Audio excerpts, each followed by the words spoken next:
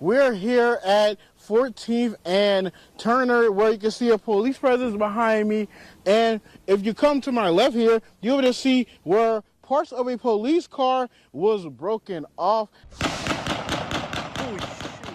Next thing I know, we look outside and there's a bobcat driving through the park, and there's a sheriff's truck right here by the tree, and that bobcat just keeps backing up and trying to knock it over. Like, it hit it like 4 times. And that's when my husband told me to get my baby, because they were probably going to start shooting. Some residents found out about the incident as they were coming home from Celebration of Lights. My thoughts was scary. It was like what was going to happen next, because there was police cars all around. And when he left on 14th Street after he got the trooper truck really ruined, then went west and saw him following another police car. One resident couldn't believe how serious this incident became. Man, it was crazy. I inside, and my dad came and he was like, "Jonah, come here, there's a guy in a skid loader that the cops are chasing." I was like, "What?"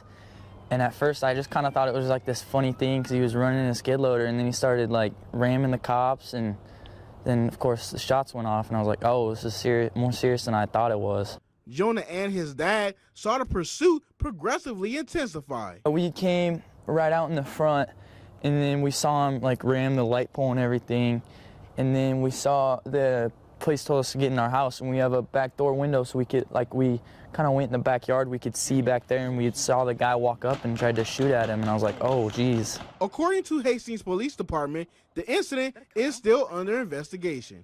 Reporting to Hastings, Leroy Triggs, Local 4 News. Madison, one thing I've learned since living in Nebraska is that calm Decembers lead to active Januaries when it comes to these winter storms. Emery Conrad decided that college wasn't for her, but like many people in her family, she knew she wanted to own her own business. So she bought Goody Pop in downtown York. The Grand Island Fire Department responded to a call around 3:20 p.m. for a train versus pedestrian incident.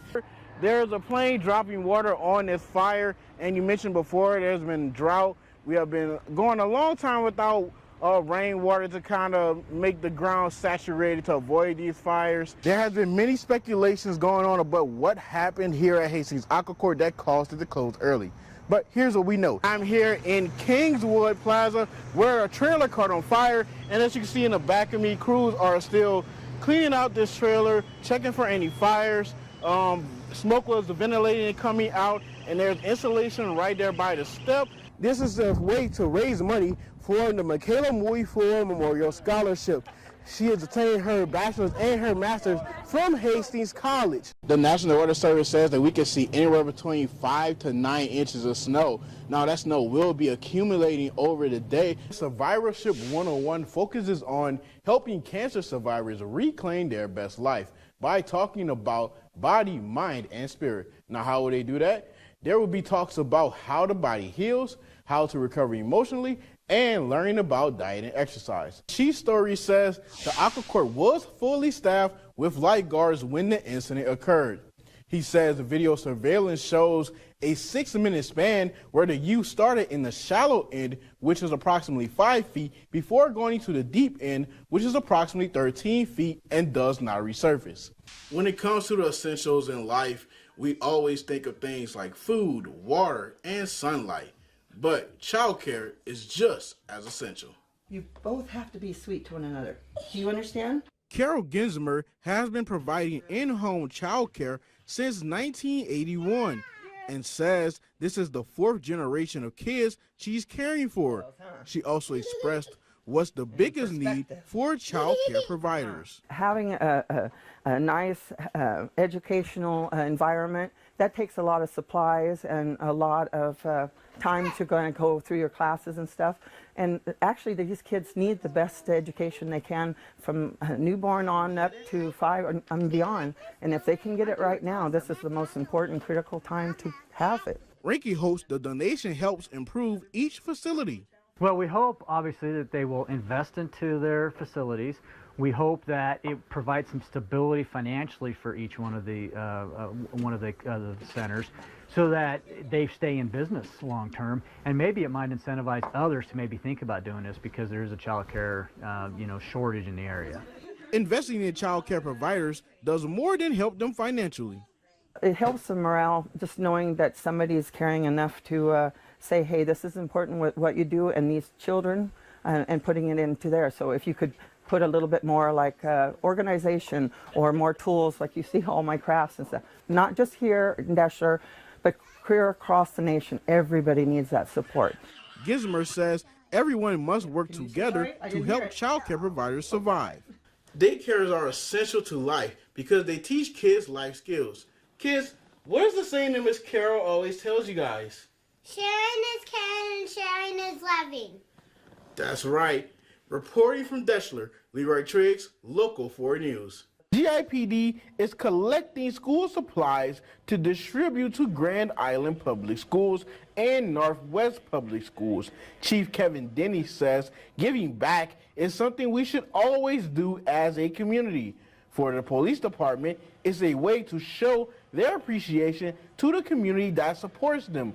And the community has some takeaways from this event. That we shouldn't, especially to the kids, they shouldn't be afraid to come close to a police, and if they see something, report something.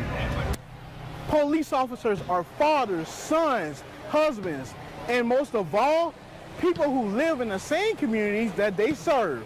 Seeing people in a normal setting like this and engaging with them is terrific, because police officers normally, when they're working, they're going to see people at their worst moment, some people at their worst moment. But this gives us an opportunity as police officers to engage in a more normal setting and conversational, and it's a great opportunity. Chief Denny says this event is refreshing because seeing people at their worst moment isn't always who they are. Some attendees expressed what was their favorite activity. Busting down the door, that was really fun. What about you? My favorite has to be this car. Because, The NRAP? yeah, because I feel like it's really talented and it's really big, but it's really hard to get off. And if you want to be a citizens officer, there are classes in the fall and you can always do a ride along. But for now, I'm gonna breach this door and knock it down. Police!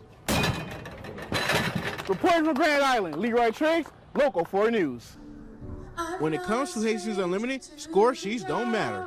Director of Vocal Music Christian Yost says even though he has worked with a lot of the students in Hastings Unlimited, it wasn't enough to know what their individual strengths are, while at the same time learning students he hasn't worked with. Yost has to find out what their capabilities were, because some are mobile and some aren't. He explains what was the biggest challenge. So I think the biggest learning curve was figuring out how to create a group that each student could be successful at their own level and with their own strengths. And that took a couple weeks to kind of figure out. I had to get to know the kids and get to know what they were comfortable with. Yost says the best showcase of that was when they had solo auditions and every kid wanted to audition by themselves to sing the solo. Now, if you think this choir is just an activity for these kids, you can think again. We are all best friends, and we actually have really amazing students, friends. We probably pretty good at it, and I hope we actually have this bond with each other, and it's really special to me. Grace says she likes show choir because she gets to sing and dance. Reporting from Hastings, Leroy Triggs, Local 4 News. A new form of planting has entered central Nebraska and is in the form of wool pellets. Wool pellets hold 3 times their weight in water and release healthy nutrients into your soil, such as nitrogen and potassium. Landis Murphy says wool pellets work great in times of drought. She says they are 8% nitrogen and 4% potassium, adding plants will come out bigger and healthier. I use a 2-step manufacturing process. So first up is a wool shredder. So we take the raw fleece, we don't clean it at all. We put it through the wool shredder and it slices up the fleece into more manageable pieces for a pellet mill. So then the pellet mill is the second step. So it condenses the wool with a roller and die plate mechanism. Lindsay Murphy says once that process is complete, you have a wool pellet. She says she gets through 40 pounds of wool per hour, but her ambition doesn't end with operating out of her garage. Right now, we're a pretty small operation, but we would like to grow into more like market farmers, like small-scale vegetable producers, so they use like 100-foot beds. Lindsay Murphy says she worked with another farm last year and her wool pellets produce more than ordinary growing seeds. Lindsay Murphy chose the name Kestrel Ridge because Kestrel is a small falcon and, just like her, is small but mighty. Reporting from Lawrence, Leroy Triggs, Local 4 News.